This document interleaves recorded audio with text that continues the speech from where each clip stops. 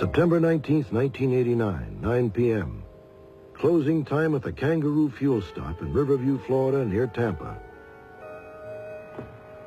The night manager is Eileen Mangold, a 50-year-old single mother who took the job so that she could afford new school clothes for her 13-year-old son. Eileen had been working at the station for a couple of months and was on a first-name basis with most of the customers. Oh, I hope it's still open. Well, the light's still on inside. Yeah, but the outside light's At 9:15 p.m., a teenage girl and her brother approached the station hoping to buy some gas. Because of the events of that night, they have asked that their real names not be used. We'll call them Jim and Sharon. I'm going to get her to give me some gas. Yeah, you always had a way. As we drove up to the Kangaroo station, Eileen was walking out, and there was a man walking out behind her. Who's that with her? I don't know. Where's she going? I noticed her getting into her car and him getting into her car also. I thought maybe she knew him and wanted to talk with him. The doors are still open. Something was definitely wrong. Eileen circled the station, then pulled up next to Sharon and Jim. Help me, please. I'm being robbed. Right. Oh, my God. At this point, we felt very nervous and actually scared, so we went over to the pizza place to call for help. Hey, look, the car's still there. Jim and Sharon returned to the highway after calling police. For some mysterious reason, Eileen's car had stopped at the side of the road. Jim and Sharon watched as the car drove off. By the time police arrived in the area, Eileen was nowhere to be found. Anything laying on the ground or anything? Anything involved? 5 hours later, Eileen's automobile was discovered abandoned in a residential neighborhood 2 miles from the gas station. Have your life.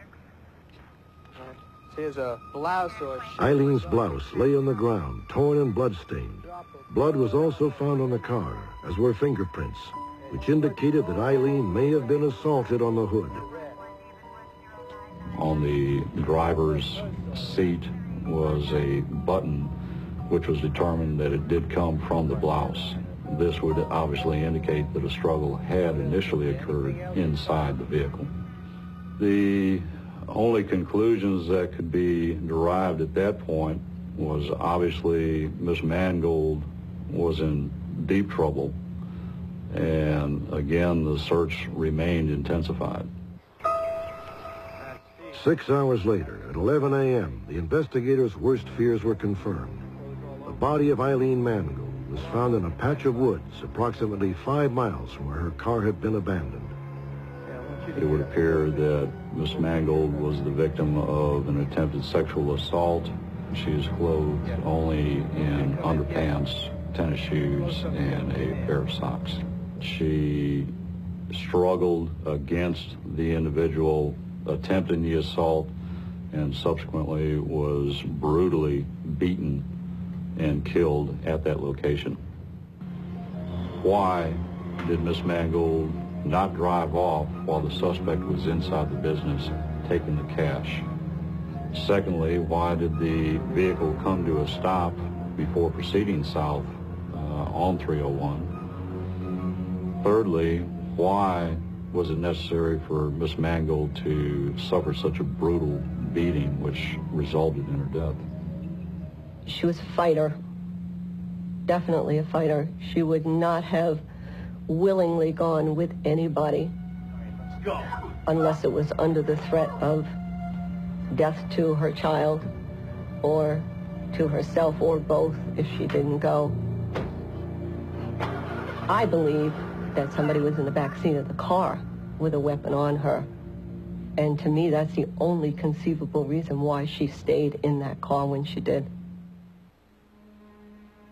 The police now believe that Eileen Mangold was murdered by someone from the Riverview area, and that she may have even been familiar with her killer. To date, authorities have questioned nearly 130 people, but have yet to develop any positive leads. She's a statistic at this point, and I don't like that. I don't like that at all.